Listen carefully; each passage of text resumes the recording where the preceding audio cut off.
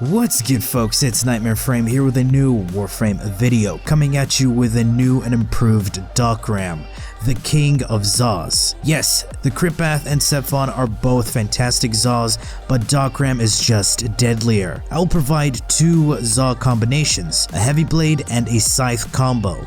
For those who don't know, Zaws are modular weapons. You purchase blueprints for each individual part, craft them, and assemble. You have the strike, grip, and link. To sum it up simply, the strike will determine your damage type, the grip is for your attack speed and weapon type, and finally, the link is for the crits and status chance. Since Zaws are modular weapons, they can equip special arcanes, the Exodia arcanes. These arcanes can either add damage or utility to your Zaw. In the background footage, you can see one of the builds that I'll showcase to you in action, with no Riven required. Before I show the builds, for those who want to know why I choose certain mods for each build and also to help you learn more on how to mod your melee weapon, please check out my melee modding guide. Alright, the first combo is the Heavy Blade, built from the Dokrahm Strike, Sakala Grip, and the Varjeet Jai2 Link, the Conference Call. This allows for balanced crits, fantastic attack speed,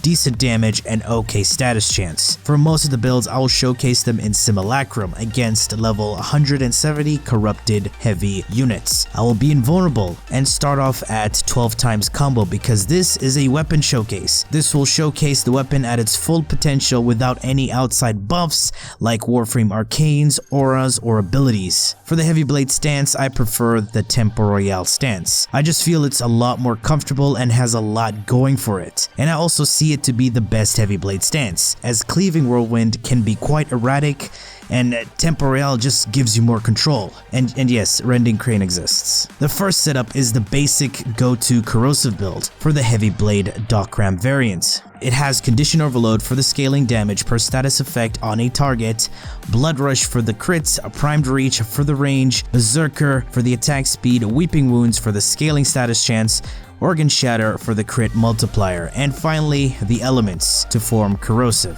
Exodia Hunt pulls in enemies with slam attacks, and since Tempo Royale has two slam attack combos, this is the best arcane for it. Enemies pulled by Exodia Hunt are staggered, open to finishers, and stealth multipliers, hence why the next build is very disgusting. The Gas and Smite build combo. Smite mods allow you to deal 2 to 3 times more damage to the modded faction, hence the term double to triple dipping. So Gas and Slash with Smite mods allow you to kill enemies with ease. Gas deals initial damage and then spawns Toxin Clouds that deal damage over time, and the Toxin Clouds scale off the Toxin mods equipped on your weapon. So not base Toxin, but modded Toxin. You can easily kill enemies up to level 400 without the need to armor strip.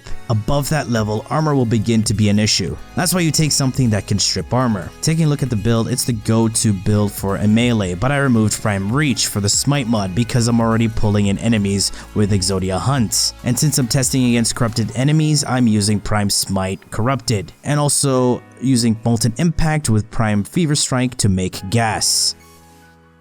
But there are times where you don't want to use any elements, and that's with a non-elemental Slash and Smite build.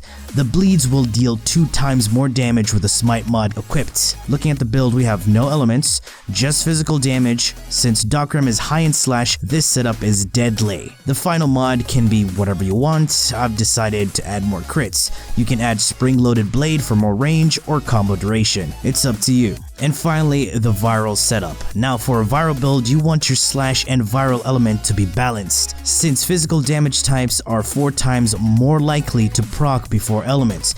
You want your elements to have a higher bonus. But for this, we tone it down and balance the elements to the physical damage. So our Slash tends to proc a decent amount of time, along with our viral elements. There are stances that force proc Slash, but you also want the physical damage to be there. As you can see, it's a simple go-to setup, but I just changed the elements to make viral.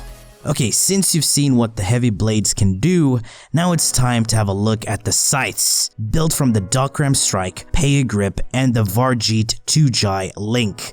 Scythes have been super buffed ever since the recent melee changes, and they've also become synonymous with heavy attacks. They force proc slash on heavy attacks. That means stances will not determine the physical damage type from heavy attacking, but the weapon itself. Since heavy attacks deal initial damage, we won't be building up combo. It's straight damage, base crits without the need of elements. Taking a look at the heavy attack builds, again, stances don't matter on heavy attack builds. I have the 2 sacrificial mods, both of them combined give bonus raw damage and crits. Killing Blow increases the wind-up speed on heavy attacks and gives more heavy attack damage. And I'm also using Corrupt Charge. This gives me initial 2x combo, but it won't be building up. And yes, combo counters give bonus damage regardless. Reach for the range, Berserker for the attack speed, Organ Shatter for the crit multiplier. I decided to use the normal Organ Shatter instead of the Amalgam because, for one, it has slightly more crits, 5%, but yeah, no point in using the Amalgam if we have Killing Blow on the build, and Swift Momentum in the aura. And the final mod can be whatever you want. I just decided to add Prime Smite for the bleed damage, but you can add Gladiator Might for the crits, Spring Loaded Blade for even more range, Life Strike for heals, and Dispatch Overdrive for the speed. And in the Arcane slot, I'm running Exodia Brave for the juicy energy regen on heavy attack kills. But there are people who just like to run both heavy and combo quick attack builds all in one, and that's where I bring you the quick and heavy. I prefer to use the Reaping Spiral stance with the standstill combo and the forward and block combo. Here I use primed pressure point instead of condition overload. And that's because I want my heavy attacks to deal initial damage. For the elements, I have Prime Fever Strike and Focus Energy to make corrosive. The mod Focus Energy grants electricity and melee combo efficiency. Combo efficiency determines the amount of combo you use when heavy attacking. And I'm using Amalgam Organ Shatter for the heavy attack wind-up speed and crit multiplier. You want to combine this build with Zeneric as the way node Inner Might, and Zeneric will give you bonus combo efficiency that caps at 90% when combined with Focus Energy, so using up 1 full combo per heavy attack. And to build up combos faster, I'm using the Exodia Triumph Arcane. Very simple and fun build. And then of course, if you want to run a corrosive build, it's just the go-to mods with Exodia Force. This Arcane increases your DPS even more, especially for quick attack builds. Same thing if you want to switch it up to Viral, but I reduced the elemental bonus just a little with the Viral build. And then of course, the non-elemental build that utilizes the smite and slash combo, similar to the heavy blade build. Then again, you can always change sacrificial steel to anything else. More combo, more attack speed, more range, whatever you need.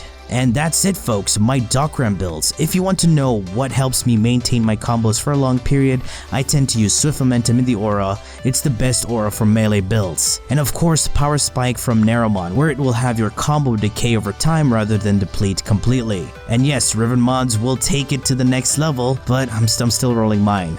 If you got a Riven with crit chance, crit damage, range, and a harmless negative, you know, hook a brother up. Alright, that has been it from me. I do hope you've enjoyed this video, and if you did, feel free to leave a like, share, and subscribe. For more Warframe content, streams, and so much more, do refer to the description. Thanks for watching, and as always, peace.